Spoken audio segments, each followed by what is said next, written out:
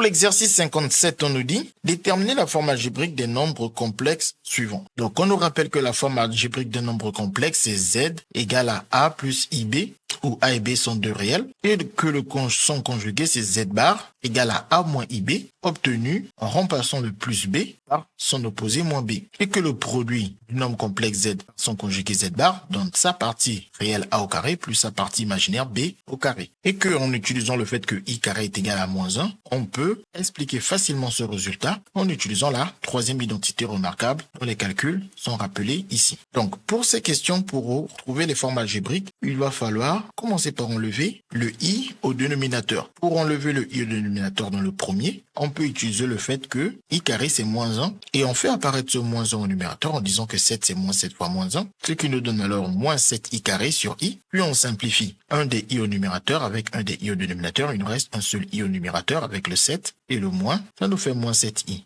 On obtient ainsi la forme algébrique de Z1. En effet, elle peut s'écrire sous la forme 0 moins 7i, mais ce n'est pas la forme simplifiée. Nous, on préfère la forme réduite. Cette forme nous permet de voir que la partie réelle de Z1, c'est A qui vaut 0 et que sa partie imaginaire, c'est B qui vaut moins 7. Donc, toujours bien faire attention à ne pas mettre de I dans la partie réelle B. La partie réelle B, c'est un réel et non pas un imaginaire pur, c'est-à-dire un nombre qui est sous la forme I fois un réel. Maintenant, pour Z2, pour enlever le I au dénominateur, on multiplie au numérateur par le conjugué du dénominateur. Et le conjugué du dénominateur s'obtient en changeant le signe du coefficient de I. Le plus 4 devient moins 4. On multiplie au numérateur et au dénominateur par ce conjugué du dénominateur sans oublier les parenthèses. Et au dénominateur, comme on l'a dit, multiplier un nombre complexe par son conjugué donne sa partie réelle au carré plus sa partie imaginaire au carré. Donc comme on a 3 plus 4i multiplié par son conjugué 3 moins 4i, ça nous donne sa partie réelle 3 au carré plus sa partie imaginaire 4 au carré. Et au numérateur, on applique la double distributivité. Le 7 multiplie le 3 et donne 21, puis le 7 multiplie le moins 4i et donne moins 28i, puis le moins 2i multiplie le 3 et donne moins 6i, puis le moins 2 multiplie le moins 4i, moins et moins déjà plus 2 fois 4, 8, donc on a le plus et le 8 et le i fois i. I carré, mais le i carré, on l'a rappelé ici, c'est moins 1 et plus 8 fois moins 1, on écrit directement moins 8, et ensuite 21 moins 8, cela nous donne 13, et moins 28i moins 6i nous donne moins 34i. Et ensuite 3 au carré 9, au carré 16, 9 plus 16, 25. Puis on distribue la division par 25 en séparant les numérateurs, ce qui nous donne ainsi la forme algébrique de Z2, avec sa partie réelle A qui vaut 13 sur 15, et sa partie imaginaire B qui vaut moins 34 sur 25. Maintenant pour le nombre complexe Z3, on va faire exactement la même chose. On va multiplier au numérateur et au dénominateur par le conjugué du dénominateur. Le conjugué du dénominateur s'obtient en prenant l'opposé du coefficient de i. Le coefficient de i ici, c'est moins racine de 2. Donc l'opposé de moins racine de 2, c'est plus racine de 2. On multiplie au numérateur et au dénominateur par ce conjugué du dénominateur 1 plus i racine de 2. Et au dénominateur, on a dit un nombre complexe fois son conjugué donne la partie réelle au carré plus la partie imaginaire au carré. Et pour le numérateur, on reconnaît la première identité remarquable avec le A qui vaut 1 et le B qui vaut i racine de 2. Donc en appliquant la première identité remarquable, ça nous fait 1 au carré, c'est-à-dire 1, plus le double produit 2ab, c'est-à-dire 2i racine de 2, plus b au carré qui nous fait donc i racine de 2 au carré, mais le carré se distribue à chacun des facteurs de ce produit. Le i récupère le carré, le racine de 2 récupère le carré. Et on a expliqué que le i au carré, c'est moins 1. Et avec le plus et le moins, ça nous fait moins 1, que l'on peut tout simplement écrire moins. Et le racine de 2 au carré, c'est 2. Tandis que le 1 au carré ici, ça fait 1, et que le racine de 2 au carré, on vient de le dire, ça fait 2. Puis on regroupe les termes qui n'ont pas de i ensemble, le 2, le 1 et le moins 2, nous fait moins 1, et on réécrit le plus 2, ici racine de 2, et au dénominateur on calcule, ça nous fait 3, et ensuite on n'a plus qu'à séparer les numérateurs pour distribuer la division par 3, ce qui fait moins 1 sur 3, plus i, 2 racines de 2 sur 3.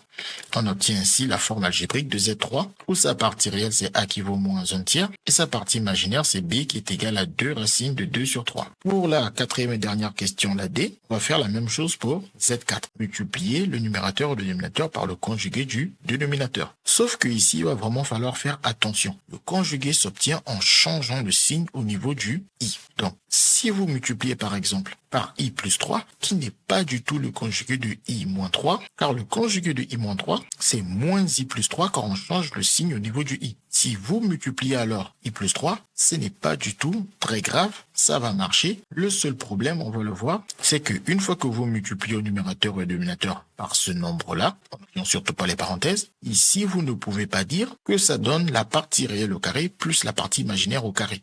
En effet, quand on a i tout seul, c'est comme avoir un i. Et donc, la partie réelle, c'est 3, et la partie imaginaire, c'est 1. Donc, partie réelle au carré, ça fait 3 au carré, plus partie imaginaire au carré, ça fait 1 au carré. Alors que ici, si on applique la troisième identité remarquable, ça nous fait i carré moins 3 au carré. I carré, on sait très bien que ça donne moins 1, et moins 3 au carré donne moins 9, ce qui nous donnerait moins 10. Alors que ici, 3 au carré, c'est 9, et 1 au carré, c'est 1, ça nous donnerait plutôt 10, qui est positif, et donc l'opposé de moins 10. Donc, comment faire attention? Ici, c'est pour ça que beaucoup ne s'embêtent pas et préfèrent faire tous les calculs et se dire, je multiplie par le même nombre au numérateur et au dénominateur, et je ne m'embête pas, j'applique la troisième identité remarquable, et le nombre qui vient, je calcule avec. Faire cela comme ça va bel et bien marcher. Au numérateur, vous aurez juste à ne distribuer que les nombres de la première parenthèse pour appliquer la double distributivité. Donc, i fois i, ça fait i carré, mais i carré, c'est moins 1. Ensuite, on distribue le i à plus 3, ce qui fait plus 3i, puis on distribue le plus 2 à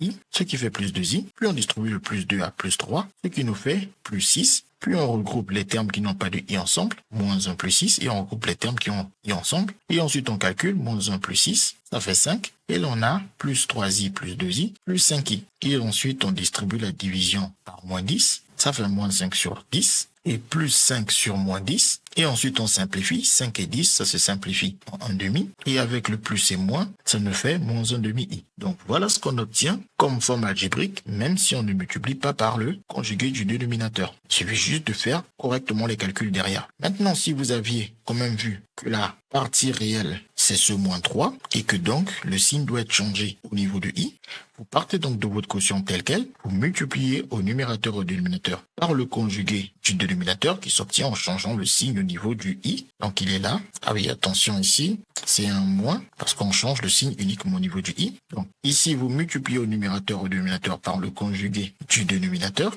Et donc, une fois que vous êtes là, vous pouvez dire que comme j'ai un nombre complexe et son conjugué, cela me donne sa partie réelle au carré plus sa partie imaginaire au carré. Et bien évidemment, comme vous savez que moins 3 au carré, c'est la même chose que 3 au carré, vous pouvez ne pas écrire le moins. Et ensuite, au numérateur, vous appliquez la double distributivité. Le i multiplie moins i, ça fait moins i carré, mais i carré, c'est moins 1 et moins moins. On peut directement écrire 1. Et ensuite, le i fois moins 3, moins 3i, et le plus 2 fois moins i, moins 2i, et le plus 2 fois moins 3, moins 6. Et ensuite, vous effectuez le calcul 1 moins 6, moins 5, et moins 3i, moins 2i, moins 5i. Et au dénominateur, vous avez 3 au carré, 9, plus 1 au carré, 1, 9 plus 1, ça vous fait 10. Puis vous distribuez la division par 10 à chacun des termes au numérateur, et ensuite, vous simplifiez par 5 pour bien évidemment obtenir la même forme algébrique, étant donné que la forme algébrique est unique. Z4 a une unique forme algébrique, donc quelle que soit la manière dont vous faites les calculs, vous obtenez forcément cette seule et unique forme algébrique, avec la partie réelle de Z4 qui est A égale à moins 1 demi, et la partie imaginaire de Z4 qui est